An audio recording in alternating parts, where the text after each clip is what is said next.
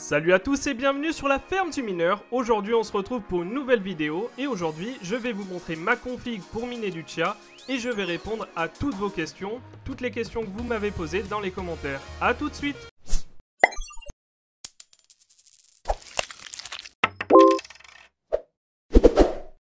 Vous avez été nombreux à me poser des questions sur le Tchia et je vais donc répondre à toutes vos questions dans cette vidéo.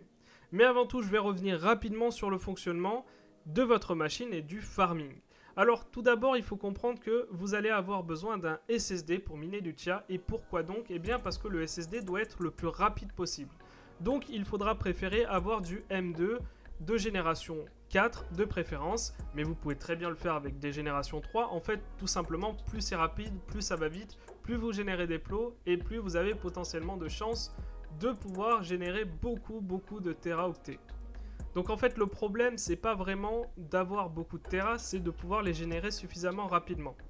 Donc revenons rapidement, vous avez un SSD qui lui va générer des fichiers temporaires. Donc ces fichiers temporaires par plot représenteront 256 gigabits. Vous allez avoir un processeur qui lui va systématiquement compresser les fichiers temporaires. Donc à chaque fois il les compresse. Et ensuite, une fois compressé, il va tout envoyer vers votre HDD, donc qui peut être un HDD interne comme externe, qui lui recevra ainsi 106 gigaoctets. Après ça, votre HDD devient disponible sur le réseau et se met à farmer. Concernant les questions, il y en a une qui est revenue assez souvent, c'était de savoir si on pouvait utiliser des HDD externes connectés en USB 3.0. Eh bien oui, vous pouvez le faire, et je rajouterai que c'est ce que j'ai fait pour ma part. En effet, j'ai pris uniquement des HDD externes pour deux raisons. Tout d'abord, l'alimentation est externe, donc je n'ai pas à m'inquiéter de ce côté-là. Ensuite, j'ai remarqué que les HDD n'étaient que rarement sollicités.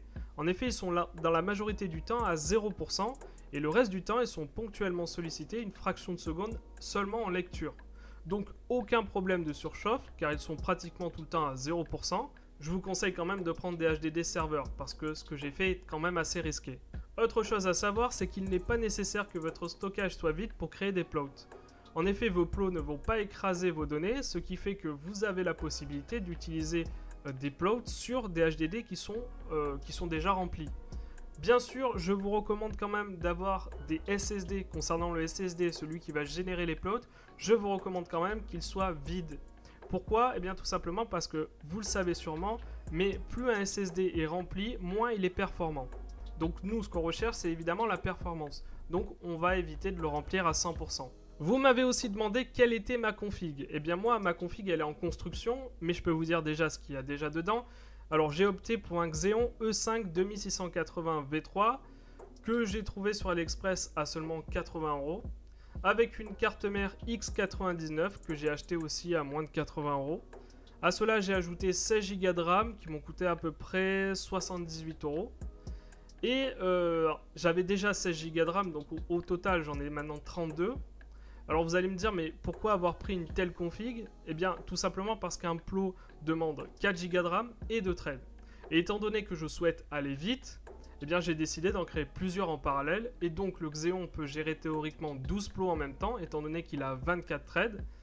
Et je dispose de 32 Go de RAM, ce qui me permettrait d'en gérer 7 en même temps. Mais comme vous l'avez compris, je suis limité par la RAM à l'heure actuelle et aussi par le SSD.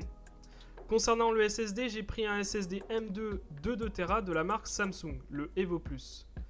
Et pour les HDD, j'ai pris pour l'instant 40 Teraoctets, mais d'autres disques durs arriveront d'ici peu. Et pour générer un plot, je mets à peu près 5 heures avec cette configuration actuelle. Mais rappelez-vous que plus votre SSD est rapide, plus vos plots se généreront rapidement. Et si ma config vous intéresse, je vous mettrai le lien dans la description. Dans la précédente vidéo, j'ai mis une estimation du prix du Tchia à 20 $. Mais en réalité, il n'est pas encore listé, donc il n'a pas encore de valeur. Mais le listing n'est qu'une question de jours maintenant. On m'a demandé aussi s'il était possible de préparer des plots et ensuite de les transférer vers un autre PC.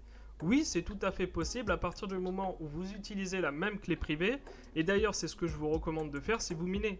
Vous pourrez ainsi créer vos plots sur votre machine de compétition, donc celle qui va générer les plots. Donc vous allez pouvoir le faire sur votre ordinateur. Et ensuite les disposer sur votre rig afin de les faire fonctionner 24 heures sur 24.